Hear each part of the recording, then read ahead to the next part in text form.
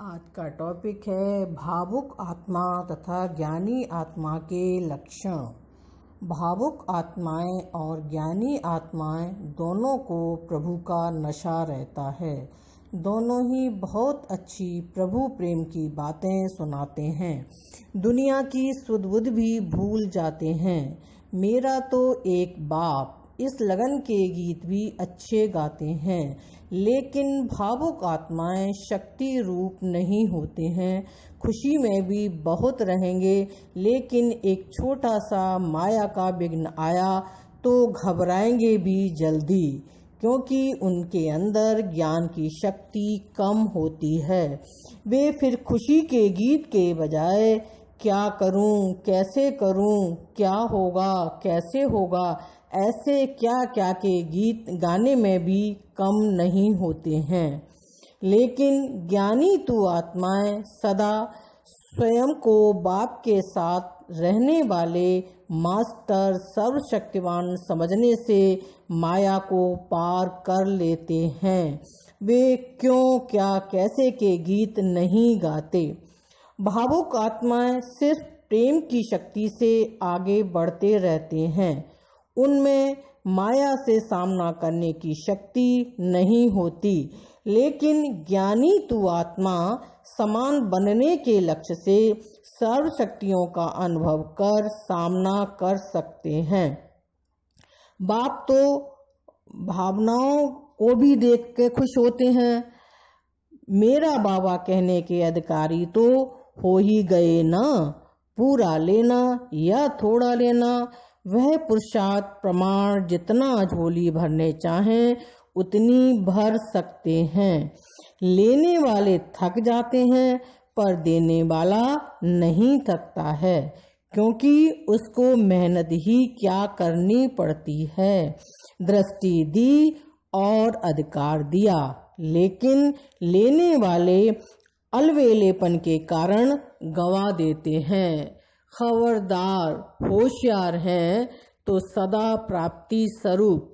जैसे सतयुग में दासियां सदा आगे पीछे सेवा के लिए साथ रहती हैं, ऐसे ज्ञानी तो आत्मा बाप समान श्रेष्ठ आत्मा के सर्वगुण सेवाधारी के रूप में सदा साथ निभाते हैं। वे हर शक्ति, हर गुण में सदा विजयी हैं। भावुक नहीं, शक्तिशाली बनो। सदा स्वराज्य अधिकारी बन सर्व शक्तियों को, गुणों को स्वप्रति, सर्व के प्रति सेवा में लगाओ। भक्ति की भावना अंधश्रद्धा की भावना है, इनडायरेक्ट मिलने की भावना। ज्ञान के आधार पर जो बच्चों की भावना है वह भक्ति मार्ग से अति श्रेष्ठ है। उनकी डायरेक्ट बाप के प्रति भावना है, पहचान है। ज्ञान द्वारा पहचान अर्थात बाप जो है जैसा है, मैं भी जो हूँ जैसा हूँ, उस विधि पूर्वक जानना अर्थात बाप समान बनना। आज बाप दादा कई बच्चों की भावना देख रहे हैं। भावना द्वारा भी बाप को पहचानने से वर्षा तो प्राप्त कर ही लेते हैं, लेकिन संपूर्ण वर्षे के अधिकारी और वर्षे के अधिकारी यह अंतर हो जाता है। जीवन मुक्ति का अधिकार मिलता दोनों को है, पर पद की प्राप्ति में अंतर आ जाता है। बाबा शब्द दोनों ही कहते हैं, इसलिए बाबा कहने और समझने का फल वर्षे की प्राप्ति तो होनी ही है। जीवन मुक्ति के अधिकार का हकदार तो बन जाते हैं, लेकिन अष्ट रतन, 108 विजयी रतन, 16,000 और फिर 9 लाख, कितना अंतर हो गया। माला के मड़के तो सभी बनते हैं। 16,000 की माला का मड़का भी खुशी और फखुर से कहेगा कि मेरा बाबा, मेरा राज्य। राजपद में राज तख्त के अधिकारी और राजघराने के अधिकारी और राजघराने के संपर्क में आने के अधिकारी, यह अंतर हो जाता है। अब बाबा ने अलग अलग पार्टियों से मुलाकात की है। पहला, शांति की लहर फैलाओ। जो आत्माएं अशांत हैं उनको बुलाकर शांति का अनुभव कराओ और जो भी संपर्क में आए उनको यह संदेश दो कि शांति का अनुभव करो।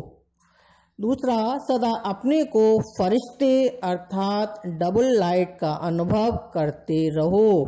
इस संगम युग का अंतिम स्वरूप फरिश्ता है ना। ब्राह्मण जीवन की प्राप्ति है ही फरिश्ता जीवन। तीसरा, आप संदेश देने वाले महादानी वरदानी आत्माएं हैं। ब्राह्मण जीवन का कार्य है संदेश देना, तो रोज चेक करो कि यह श्रेष्ठ कार्य कहाँ तक किया। वरदान, एकाग्रता की शक्ति से परवश स्थिति को परिवर्तन करने वाले अधिकारी आत्मा भव। स्लोगन, क्रोध ज्ञानी तू आत्मा के लिए महाशत्रु है। ओम शांति।